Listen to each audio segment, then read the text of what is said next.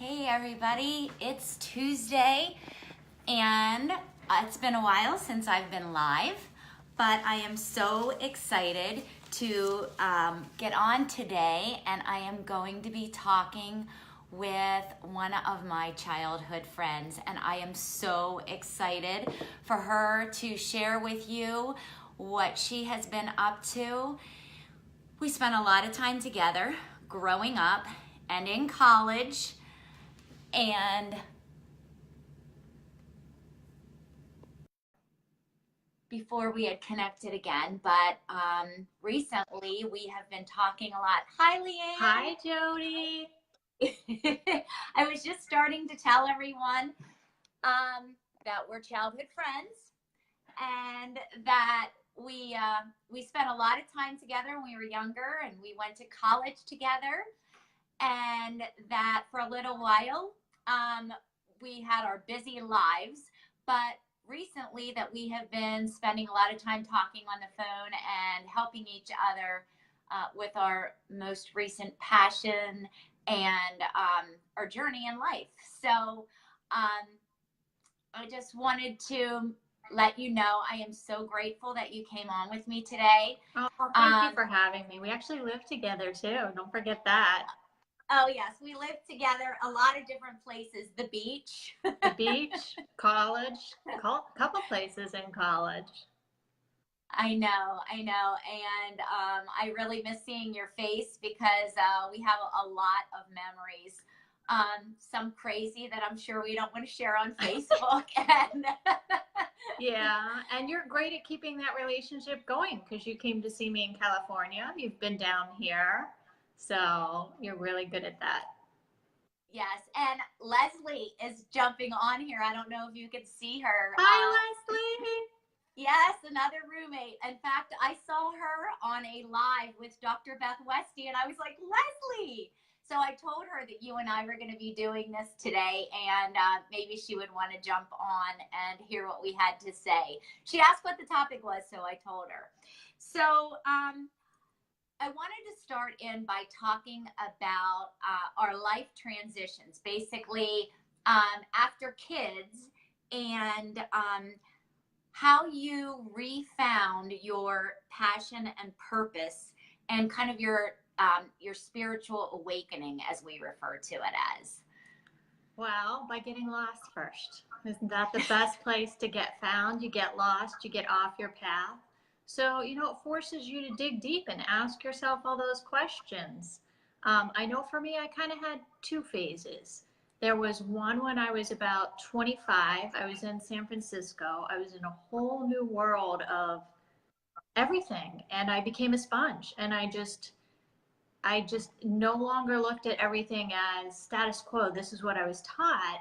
Instead, it was like, I never thought about that. And it really just started giving me that deeper look.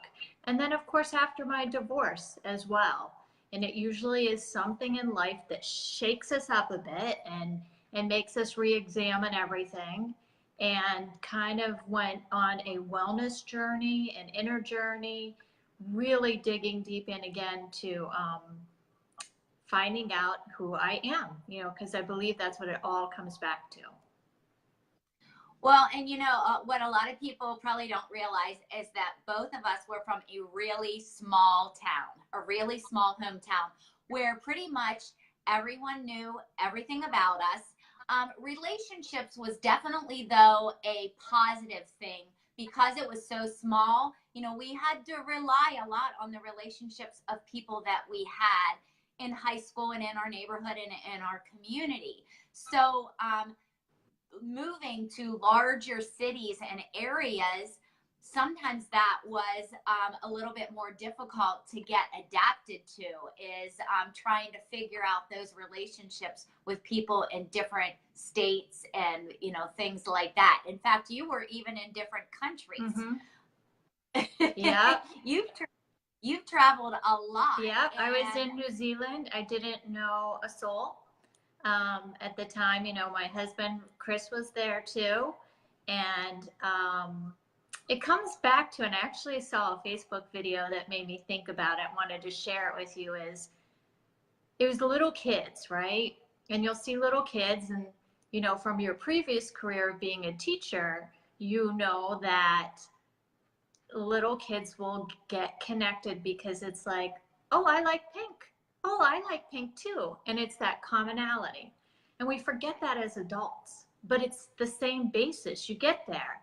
And that's what it naturally occurs on social media, where the people who like sports, or the people who like beaches and islands, or the people who like crocheting or teacups or whatever, they find each other, and then they can start forming that bond because they have something in common. Right. And I know, and for me recently, everybody's been back to school. So all those back to school pictures, all those memories are flooding back in of when people started school, kindergarten, high school, college, kids leaving for college. And now we're on the other end where I'm the mom, and my kids leaving for college. And I remember how exciting it was for me, where it's not quite as exciting when you're a parent. But even for you, adjusting as your kids are learning how to drive and getting jobs, and starting at different schools in different places, and us adjusting as parents. But I wanted to talk a little bit about what it is that you do, how you decided to choose the platform of relationship marketing and brand strategy. Like, what drove you to that way? Well, since we were coming on, and you and I have this long history, it brought back memories before this call. And I remember that even when I was in high school and we were in an economics class, we had to do a case study. And I chose to do one on Coke versus Pepsi. So obviously it was in me a long time ago to really look at brands. Super observant. And to me, a brand is the essence of everything that company is about, and really now, even today too, branding's taking on a new element to where there's personal brands. It's who you are. And usually, and I share this with my clients, that the two go hand in hand. So who you are, what purpose and passion is in your inner being, many times connects you to the business path that you're on as well. It's perfect magic when it really connects and you're really at your sweet spot. It may take you a while to find there, but when you listen to yourself, then you do find your inner calling, your purpose and passion, and you can connect that to a brand. When you then further, because and I'll share a story with you that links together all this. It was my second round of awakening, and I went to a wellness retreat. I had a wellness client, and she took us to the Celebrate Your Life convention, and lots of great speakers. And one of them was Neil Donald Walsh, and phenomenal speaker. His book is called Conversations with God. I tell people all the time, I'm like, don't let that title fool you. But the whole book, the